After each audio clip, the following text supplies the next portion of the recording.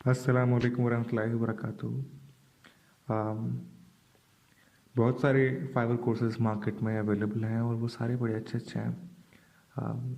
Unfortunately सब में कुछ एक एक एलिमेंट डिफरेंट होता है और वही एक element value for money provide करता है। अब एक ही कोर्स में काफ़ी सारी चीज़ें प्रोवाइड की जा सकती हैं, लेकिन ऑब्वियसली वो पॉसिबल इसलिए नहीं होता क्योंकि हर किसी का एक्सपीरियंस डिफरेंट होता है, हर किसी की स्ट्रैटेजीज डिफरेंट होती हैं।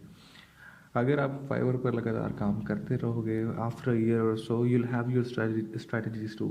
आपके अपने कुछ तरीके होंगे जिससे आप फाइवर गिग को अपनी रैंक करते हो या फिर उसको उस पर ऑर्डर्स लाते हो जिस तरह। लेकिन एक एलिमेंट है जो थ्रू आउट मुझे तमाम कोर्सेज में मिसिंग नज़र आता है, और वो है निगोसिएशन। लोग बताते हैं कि रैंक किस तरह करनी है, वो सब बताते हैं कि आपकी गिग लोगों को नज़र कैसे आएगी, ये तक बताएंगे कि मैसेज कैसे आ जाएगा क्लाइंट का। लेकिन व्हाट आफ्टर दैट, आपको मैसेज आ गया है, आप उस मैसेज को ऑर्डर में कैसे कन्वर्ट करोगे, आप प्रोफेशनली कम्युनिकेट कैसे करोगे। बिकॉज जो स्पॉन्टेनियस रिएक्शन होता है, जो नेचुरल रिएक्शन होता है, ज़्यादातर लोग बहुत ही डाउनवर्ड्स एक्ट करते हैं। उनको क्लाइंट का मैसेज आता है ना, दे एक्ट लाइक कोई एहसान किया जा रहा है उन पर, उनको ऑर्डर देकर, और प्रॉम्प्टली रिस्पॉन्ड करते हैं कि दस ये तो मैं करूँगा, ये जो आपने कहा है ना ये मुझे आता है और ये सिर्फ मैं कर सकता हूँ। This is not the way to respond, this is not professional. तो आज जो हम सीखने की कोशिश करेंगे वो बहुत सिंपल है। बजाय इसके कि मैं आपको एक पावर पॉइंट प्रेजेंटेशन बना के समझाऊँ, I just take you through a chat of my client. मैं आपको एक चैट दिखाता हूँ जिसमें मेरी क्लाइंट से बात हुई है। You need to see this chat and identify the elements, and मैं खुद भी बताऊँगा ऑब्वियसली, लेकिन आपको एक से ज़्यादा बार इस लेक्चर को देखना है। और अगर किसी क्लाइंट का मैसेज आता है तो या तो उसके नोट्स बना लें जो आप फ़ौरन गो थ्रू कर सकें, और उसको उसी तरह रिस्पॉन्ड करना है। ये एक क्लाइंट है जिन्होंने मुझे यूनाइटेड स्टेट्स से रीच किया है, यस्ना नाम है इनका, और ही वांटेड रेशियो एनालिसिस, एक हॉरिजॉन्टल और वर्टिकल एनालिसिस होता है, ये करवाना चाहते थे। तो this is how I respond: hello Yasna, hope you doing good, the analysis it self can be done in that time. मैंने उसको बता दिया ये जो है ये हो सकता है, लेकिन ऐसा नहीं है कि मैं मरा जा रहा हूँ उसके लिए, टू से द लीस्ट। मुझे और डिटेल्स दो, मैं उनको चेक करता हूँ, मैं फिर बताऊँगा। तो मुझे can you share more details of the assignment?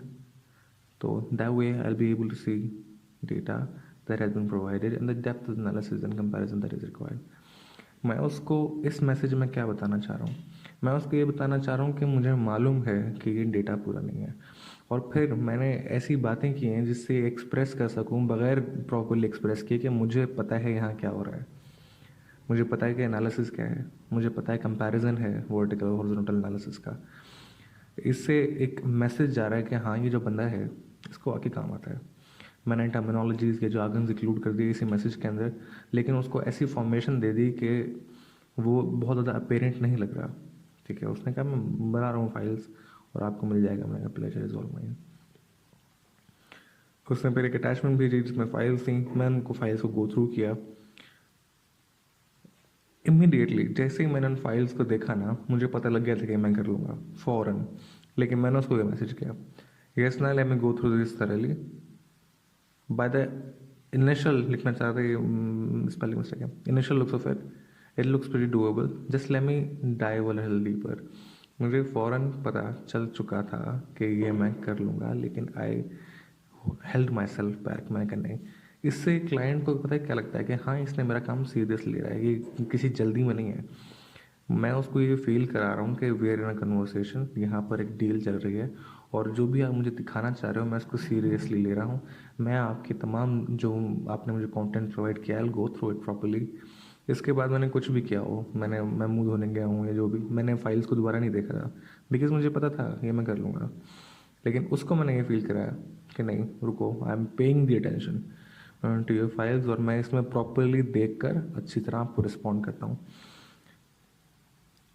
उसने कहा sound good, take a time, और उसने मुझे कुछ और डिटेल्स प्रोवाइड किए साथ ही। और दैट अच्छा, अब इसका फिर खुद ही मैसेज आया, now now this is the point. अगर आप आगे से आगे बढ़कर उसको बहुत प्रॉम्प्टली और जल्दी जल्दी रिस्पॉन्ड करेंगे ऐसे बात से कि उसको लगे कि आप अटेंशन तो दे नहीं रहे हैं, बस ऑर्डर क्लोज करना चाह रहे हैं जल्द से जल्द, तो क्लाइंट रिस्पॉन्सिव नहीं होगा। And you will see that, client responsive नहीं होगा, वो आपके मैसेजेस देर से देखेगा। लेकिन यहाँ देखें वो कितना इन्वॉल्व है, वो इन्वॉल्व है क्योंकि उसको पता है कि सामने वाला इन्वॉल्व है, उसे पता है कि ये बंदा ऑर्डर के पीछे नहीं है और मैं इसको टेंशन दूंगा तो ये मुझे टेंशन देगा। शायद ये बात मैंने पहले की थी या पता नहीं की थी। इम्पॉर्टेंट है कि आप क्लाइंट को अपने बराबर रखकर ट्रीट करो, उसको ना ऊपर रखना है ना नीचे रखना है। तो जब आप किसी को बराबर रखकर ट्रीट करते हो ना, ऐसे ट्रीट करते हो कि ये मेरे इक्वल लेवल पर है, तो वो आपको नीचे करके नहीं देखता और आपको एज ए इंसान ट्रीट करता है, प्रॉपरली रिस्पॉन्ड करता है, और वो ही यहाँ होता हुआ नज़र आ रहा है।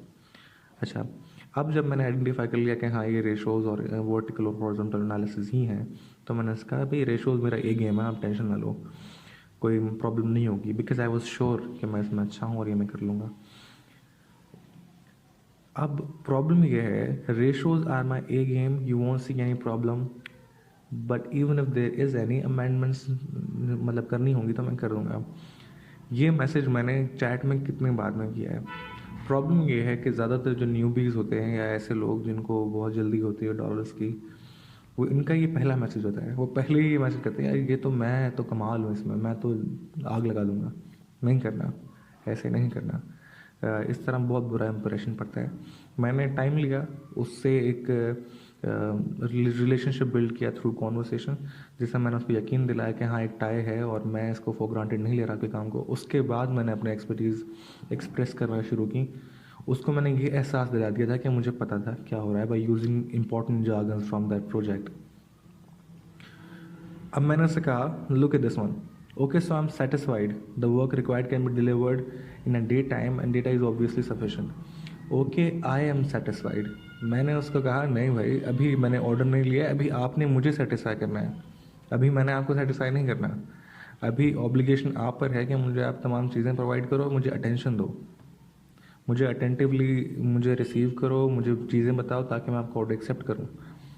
ठीक है, मैंने उसकी ज़रूरत, उसको यकीन दे रहा है इस बात का कि ज़रूरत आपको है फ़िलहाल, अभी मुझे किसी चीज़ की ज़रूरत नहीं है, ना मुझे ऑर्डर की ज़रूरत है, ना मुझे डॉलर्स की ज़रूरत है, ज़रूरत आपकी है and I M delivering a service, तो आपको मेरी ज़रूरत है। आई एम सेटिस्फाइड जो आपने मुझे प्रोवाइड किया है। डोमिनेंस की इम्पोर्टेंस डिनाई की नहीं जा सकती। ठीक है, कुछ लोग इसको बहुत मोरली करप्ट समझते हैं, लेकिन ऐसा नहीं है। अगर आप एक कॉन्वर्सेशन एक निगोसिएशन में डोमिनेंट नहीं हो तो वो निगोसिएशन है ही नहीं, तो कॉम्प्रोमाइज़ है। तो डोमिनेंट ऐसी लैंग्वेज, बदतमीज़ी भी नहीं करनी है ऑब्वियसली, लेकिन ऐसी लैंग्वेज का इस्तेमाल जिसमें सामने वाले को क्लियर हो जाए कि हम एक स्ट्रॉन्ग पोजीशन में हैं और जो कि हमें होना भी चाहिए, क्योंकि हम उसकी ज़रूरत पूरी कर रहे हैं, भले ही हम उसके पैसे ले रहे हैं लेकिन ज़रूरत तो पूरी कर रहे हैं ना। एक गैप है उसकी लाइफ में जिसको हम फिल कर रहे हैं, तो उसको हमें इम्पोर्टेंस देनी चाहिए। और प्रॉब्लम ये है कि जो ये यूनाइटेड स्टेट्स यूरोपियन कंट्रीज़ हैं, जब ये हमारे एरिया के लोगों को अप्रोच करते हैं, दे आर प्री डिटर्मिनली सोच रहे होते हैं कि ये तो तैयार बैठे होंगे and they look upon us very differently. This is not racist, this is just psychology, ऐसा होता है। तो we need to have a conversation जिसमें उनको ये पता लग जाए कि नहीं भाई इतना भी बुरा हाल नहीं है, we are good at what we do और आपको हमारी ज़रूरत है। And he responded me with this, awesome, it doesn't have to be perfect, just obviously mostly correct होना चाहिए, बस मुझमें ज़्यादा गलतियाँ ना हो, मुझे अंदाज़ा था कि नहीं होंगी। अच्छा, now the more important part, what do you charge normally for this kind of project? Since it's very quick turnaround, we can easily increase obviously. अच्छा हाँ ठीक है। इस पॉइंट पर मुझे पता था अच्छी तरह कि मुझे क्या चार्ज करना है, मुझे अच्छी तरह पता था कि ये है वो अमाउंट जो मुझे इस प्रोजेक्ट के लिए चाहिए, लेकिन मैंने उसका नहीं बताई। सही है, I try to accommodate my clients. That is why I always ask for the budget first and then quote mine accordingly. ये सेंटेंस याद कर लो, ये जुमला याद कर लो, इसमें कोई क्रिएटिव होने की ज़रूरत नहीं है। ये जुमला आपने जब प्राइस की बात आए ना तो ये कॉपी पेस्ट करना है। I try to accommodate my clients. That is why I always ask for their budget first and then quote mine accordingly. ये वाला सेंटेंस बजट की निगोशिएशन के वक्त कॉपी पेस्ट करना है, इसमें कुछ अलग नहीं करना, क्योंकि इसके बहुत सारे एलिमेंट्स हैं। इसमें मैं एक वेलफेयर और गुडविल का एरिया इस्टेब्लिश कर रहा हूँ, जहाँ मैं उसको बता रहा हूँ कि आप मेरे पहले क्लाइंट नहीं हो, मेरे बड़े क्लाइंट्स हैं भाई। और उनसे जब मैं बात करता हूँ तो मैं उनका बजट पहले लेता हूँ और मैं उनको अकोमोडेट करने की कोशिश करता हूँ। मैं मतलब यहाँ पर रिलेशनशिप के लिए हूँ, मैं सिर्फ उसके लिए नहीं हूँ, पैसों के लिए। इससे एक गुडविल मेंटेन होती है और ये आपके रिकरिंग क्लाइंट्स जनरेट करता है, और ये बहुत इंपॉर्टेंट एलिमेंट है। रिकरिंग क्लाइंट्स क्या होता है? यानी एक क्लाइंट ने आपसे काम लिया है और नेक्स्ट टाइम अगर उसे किसी काम की ज़रूरत पड़ी है तो वो दोबारा आपके पास आया है। जो लोग 3 मैसेजेस में बात ख़त्म कर देते हैं उनके पास रिकरिंग क्लाइंट्स नहीं आते, क्योंकि उन्होंने कोई रिलेशनशिप भी बिल्ड नहीं किया, उन्होंने बात करने की कोशिश ही नहीं की। तो बात लंबी करना भी आपके फ्यूचर बिजनेस का हिस्सा है। And I will tell you how. एक ही क्लाइंट जो मेरे पास एक ही प्रोजेक्ट के लिए आया था, वो रह गया 8-10 के लिए, सिर्फ इसलिए क्योंकि मैंने उससे बात की। काम मेरा रेशियो एनालिसिस में क्या डिफरेंट हो सकता है? ये सेम ही होता है और सेम ही सब दे सकते हैं, लेकिन वो दोबारा मेरे पास क्यों आया? जबकि आई एम कंपैरेटिवली एक्सपेंसिव, क्योंकि मैंने उससे बात की। अच्छा, तो उन्होंने कहा हाउ डज $50 साउंड? ये मेरे घंटे का काम था, तो $50 वॉजन bad, I am telling you. पहले तो $50 बुरा नहीं था, इसके लिए घंटा भी नहीं लगना था। लेकिन मेरे ध्यान में जो बजट था वो था $60। उसने 50 कहा तो मैं इस पर मान सकता था, लेकिन क्यों ना करूं मैं $60? जब मेरे घंटे की कीमत मुझे इतनी लगती है तो मैं क्यों ना करूं? This two is an important point. अगर आपको पता है कि आपके टाइम की कीमत थोड़ी ज़्यादा है, इनिशियली आप कॉम्प्रोमाइज़ करके लोअर अमाउंट पर ऑर्डर्स एक्सेप्ट कर सकते हो, लेकिन अल्टीमेटली जब आपको आइडेंटिफाई हो जाए कि मेरी घंटे की कीमत ये है, तो ऑर्डर से मना करने से कतराएं मत, ठीक है? जो $60 का काम है उसको $30 में मत करें। इस तरह आप अपनी मार्केट ख़राब करते हो, ठीक है? This is not morally responsible. जो लोग वाकई कोशिश कर रहे हैं और उस रेट पर एक अच्छा मार्जिन बनाना चाहते हैं, वो फिर ऐसी प्रैक्टिसेस की वजह से उनकी मार्केट ख़राब होती है कि वो तो $30 में कर रहे हैं काम, आप मुझसे कह रहे हो $60, जबकि उसकी वैल्यू वाकई $60 बनती है। जब आप उसको $30 पे मना करेंगे तो बाकी भी उसको $30 पे मना करेंगे, और जब उसको इस चीज़ का अंदाज़ा हो जाएगा कि सर्विस तो अवेलेबल ही $60 पर है, इससे नीचे अवेलेबल ही नहीं है, तो फिर वो देगा, क्यों नहीं देगा? तो मार्केट की तरफ भी मोरली रिस्पॉन्सिबल होना चाहिए। एक काम जो आपको लग रहा है कि $60 का है और क्लाइंट कह रहा है नहीं मेरे पास तो 40 ही है, तो आप मना कर दो, मैं नहीं करूँगा $60 में। $40 के लिए अपना टाइम की वैल्यू कॉम्प्रोमाइज़ ना करो, सही है? अपने आप को वैल्यू क्या करो। अब मुझे पता है कि मेरी घंटे की कीमत $60 है, तो मैंने उससे क्या कहा, that's a little down for me. मैंने पहले ही उसको इस बात से सेटिस्फाई कर दिया कि मैंने आपकी बात सुन ली। अगर मैं पहले ही कह देता कि मुझे $60 चाहिए, तो निगोशिएशन पोजीशन में कौन होता? वो कहता कि नहीं यार इसे कम कर लो। लेकिन क्योंकि मैंने उससे पहले पूछ लिया कि भाई आप बताओ, उसने एक प्राइस कोट की, अब निगोशिएशन पोजीशन में मैं हूँ। This is a very important point. अब निगोशिएशन पोजीशन में मैं हूँ तो मैं एक प्राइस कोट कर सकता हूँ, या तो मैं इसको एक्सेप्ट कर सकता हूँ या फिर इसको थोड़ा सा ऊपर ले जा सकता हूँ। और लालची भी नहीं होना। अगर आपके जहन में 60 था और उसने 60 कह दिया तो जस्ट गो फॉर इट, उसको 70 ना करें। खैर, I recently did similar project of UAE। हाँ, अब मैंने उसके जहन में जो 50 है, अब मुझे डिफरेंस कितना है? $10। मेरी जो जहन में प्राइस चल रही है $60 है, उसके जहन में $50 है। ये जो $10 का है, जो फ़र्क है ना, इस $10 की वैल्यू भरनी है मैंने उसके दिमाग में। मैंने उसको बताना है कि जो $10 आप एक्स्ट्रा पे कर रहे हो ना, जो मैं चाहता हूँ कि आप मुझे पे करो, वो क्यों कर रहे हो? मैंने वो वैल्यू उसके दिमाग में डालनी है, क्योंकि $50 वो कोट कर रहा है कि मुझे रेशो एनालिसिस करके दे रहा है। अब मैंने उसको ये बताना है कि इस एक्स्ट्रा $10 में जो आप मुझे दे रहे हो अपनी प्राइस रेंज से बाहर जाके, उसमें मैं आपको क्या क्या करके दे रहा हूँ। मैंने उसका recently did similar project in UAE client. So it was comparatively less lengthy, भाई इससे कम था वो, और UAE का क्लाइंट था मेरा, और उसको मैंने $60 चार्ज किया था। 96% उसको चाहिए था, मैंने उसको 80% स्कोर कर दे दिया। मैंने उसको ये बताया कि आप तो मुझसे कह रहे थे कि इतना मुझे कोई हाई मार्जिन नहीं चाहिए, लेकिन मैंने उसको $80 करके दिया और 80% मार्क्स लेकर दिए, और वो इससे कम लेंदी था, लेकिन मैंने उसको $60 चार्ज किए थे। ठीक है, I hope you are identifying the elements. तो जनाब ने मुझसे उन्होंने मुझसे खुद कहा कि मैंने उससे कहा कि I will be happy to do it in 80। अगर मैं इससे डायरेक्ट 60 कहते हैं तो फिर वो दोबारा नेगोशिएशन पोजीशन में आता। वो कहता है नहीं नहीं 60 नहीं यार 55 कर लो। तो मैंने अपनी रेंज से थोड़ा बाहर जाके कोट किया, मुझे उम्मीद थी कि ये नीचे आएगा, लेकिन जनाब ने खुद ही कह दिया I can do 80। Now this is someone who is doing for probably for the first time. जब बहुत सारी चीज़ें होंगी जो इस कन्वर्सेशन के लिहाज से आपसे डिफरेंट होंगी। फॉर एग्जांपल ऐसा होता है, आप सामने वाले क्लाइंट से कहते हो कि आप प्राइस कोट करो, मैं तो अपने क्लाइंट्स को अकोमोडेट करता हूँ। वो कहते हैं नहीं नहीं आप कोट करो। ये इसको निगोशिएशन बिल्ट कहते हैं, और इसका बहुत इंपॉर्टेंट एलिमेंट ये है कि आप पहली प्राइस सामने वाले से ही कोट करवाओ हर सूरत, ठीक है। उसको भले कॉन्वर्सेशन लंबी हो जाए, भले आपको मोनोटनस लगने लगे, लेकिन आपने पहली प्राइस सामने वाले से ही कोट करवानी है ताकि आप नेगोशिएशन पोजीशन में आ जाओ। यहाँ पे मैंने 80 कोट किया।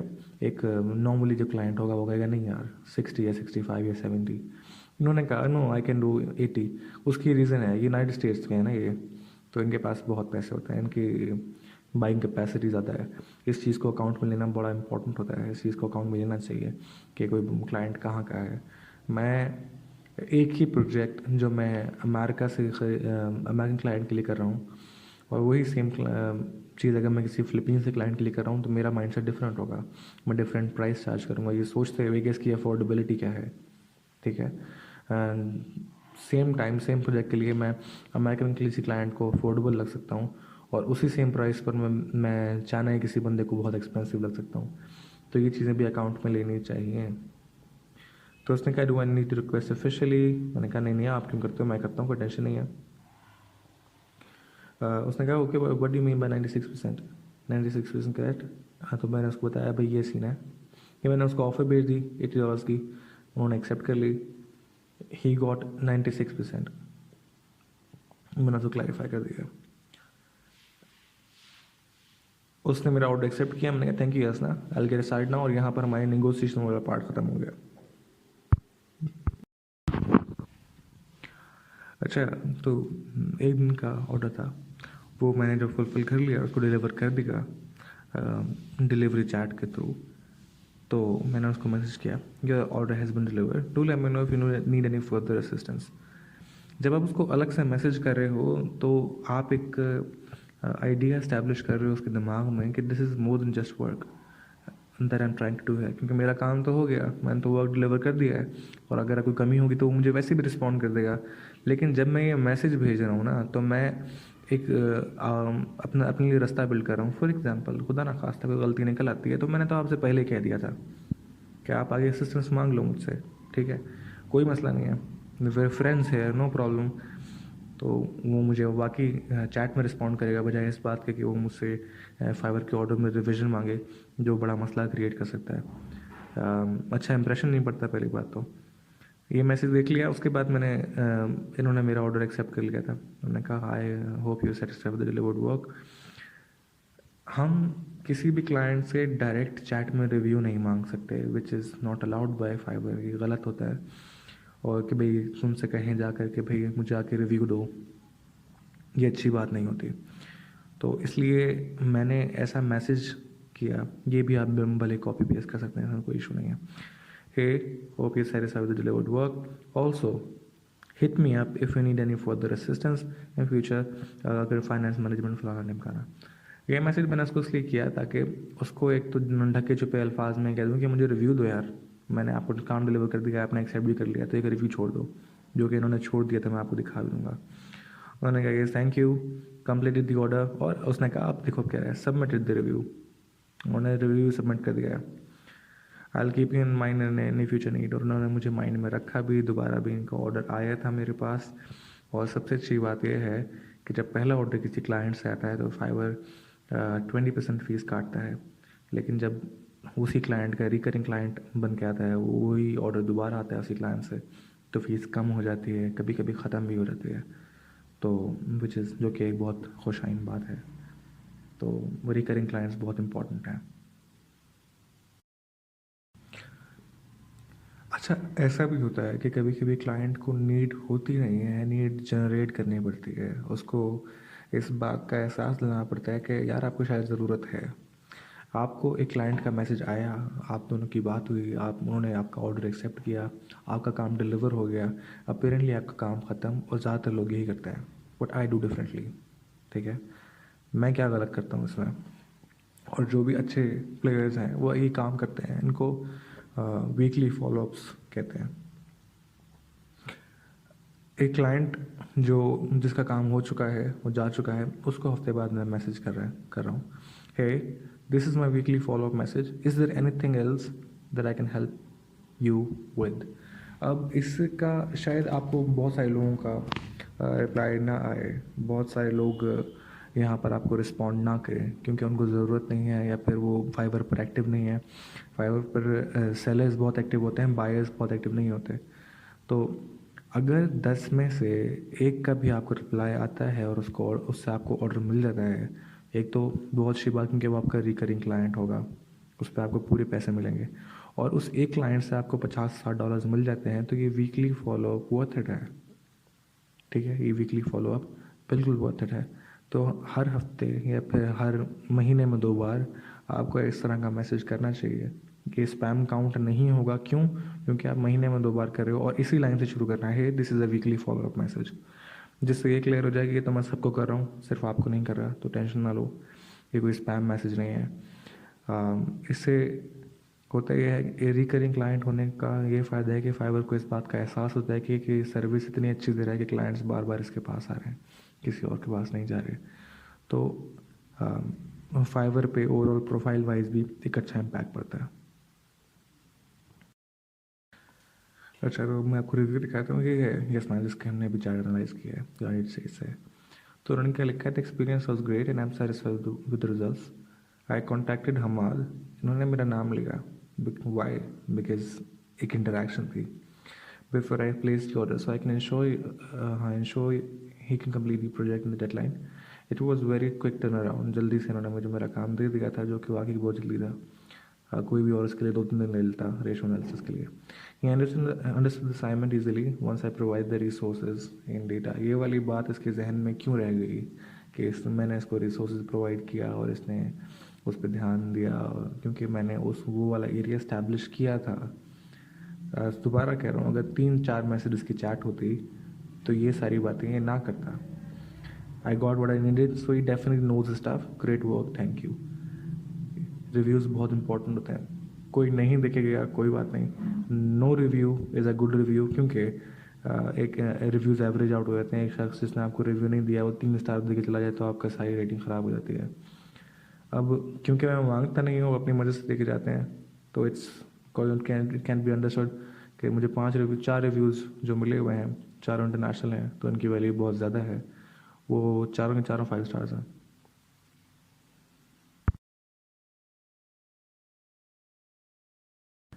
एंड विद इट बच्चों, we are closing a very final lecture.